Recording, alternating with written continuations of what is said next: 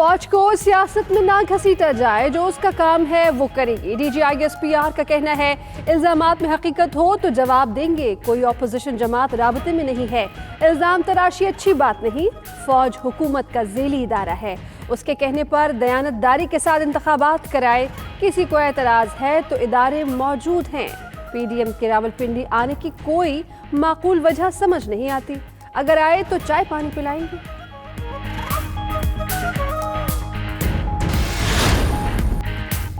قوم اسلام آباد نہیں راولپنڈی کی طرف بڑھے گی، ہمیں چائے پر نہ ٹرخایا جائے، فوج کا احترام کرتے ہیں۔ اسٹیبلشمنٹ واضح کر کے عمران خان کے ساتھ ہے یا غیر جانبدار ہے۔ فضل الرحمان کہتے ہیں عمران خان بھارت اور اسرائیل کی فنڈنگ کا حساب دیں۔ 19 جنوری کو الیکشن کمیشن کے باہر احتجاج ہوگا۔ 21 جنوری کو کراچی میں اسرائیل مخالف ریلی نکالیں گے۔ عوامی سیلاب ناجائز حکمرانوں کو بہا لے جائے گا۔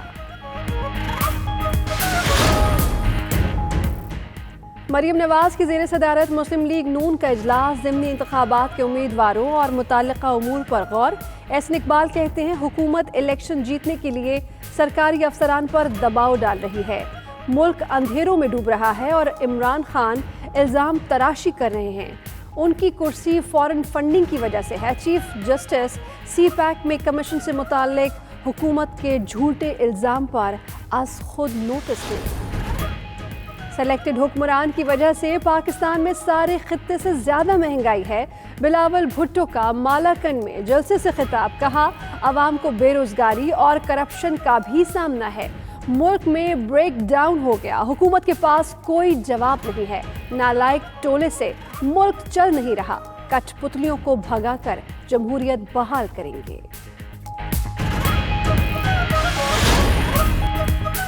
حکومت نے اسلام آباد میں امن و امان کنٹرول میں رکھنے کے لیے کمیٹی بنا ڈالی۔ وزیر اعظم کی زیر صدارت ترجمانوں کا اجلاس، Saint election foreign funding case, سانحہ مچ اور براڈ شیٹ کے معاملے پر مشاورت، اپوزیشن کے الیکشن کمیشن کے باہر احتجاج پر حکمت عملی طے کی گئی۔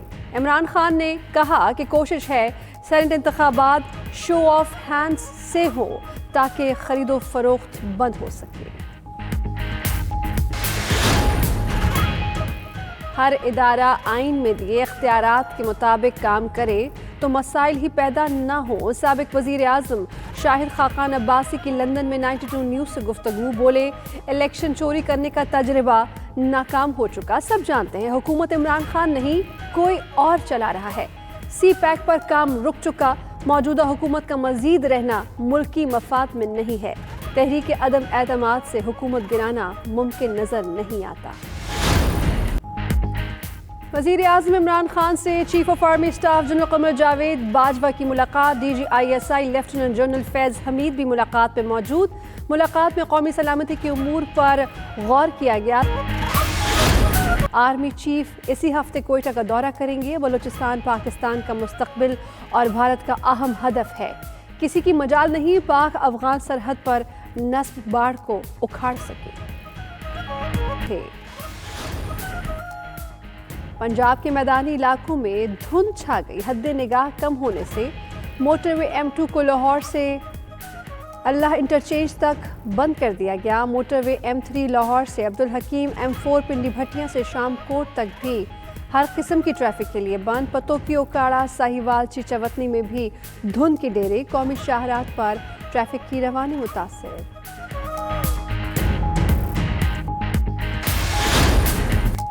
صدر ٹرمپ کے مواخذے کی قرارداد پیش، نائب صدر مائک پینس سے آرٹیکل 25 نافذ کر کے صدر ٹرمپ کو ہٹانے کا مطالبہ۔ ایوان نمائندگان میں قرارداد ڈیموکریٹک ارکان نے پیش کی، مواخذے کی تحریک پر کل بحث کی جائے گی۔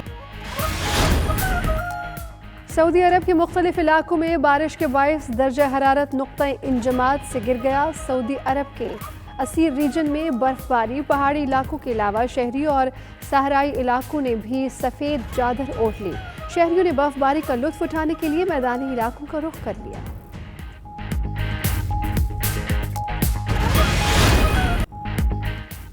معروف ترقی پسند شاعر احمد فراز کا آج 90واں جنم دن۔ کوہاٹ میں پیدا ہونے والے سید احمد علی شاہ نے احمد فراز کے نام سے ادب کی دنیا میں نام کمایا۔ फराज ने शायरी में मोहब्बत को बुनियादी मौजू बनाया।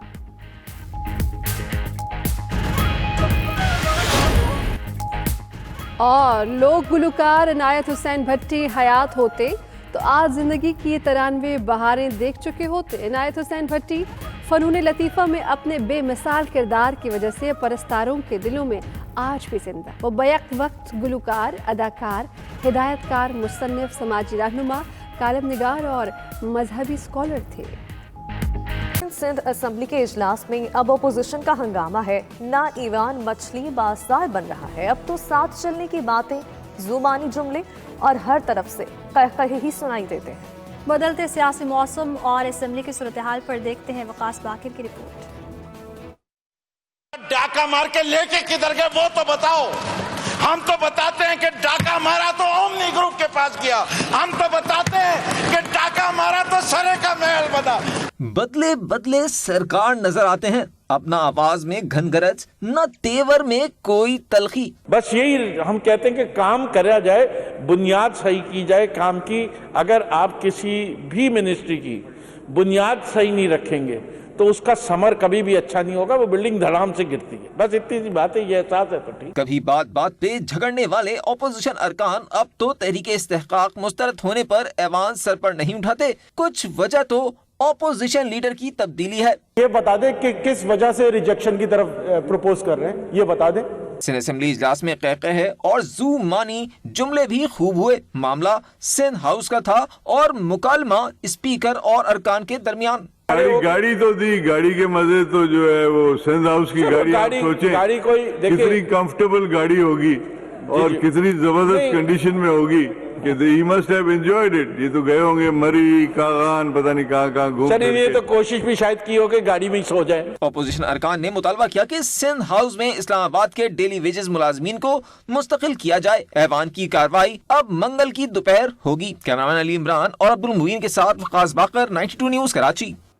आम खबर आपको दें, कराची में महकमा इंसदादी तजावुज़ात में मुबैना करप्शन का इंकशाफ हुआ। एंटी करप्शन इस्टेब्लिशमेंट शर्की ने डायरेक्टर महकमा इंसदादी तजावुज़ात शर्की को खत लिख दिया।